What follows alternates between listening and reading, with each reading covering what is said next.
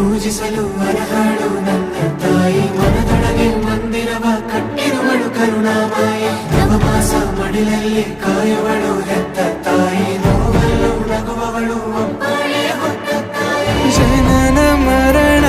ಜಗದ ಸಂತೆ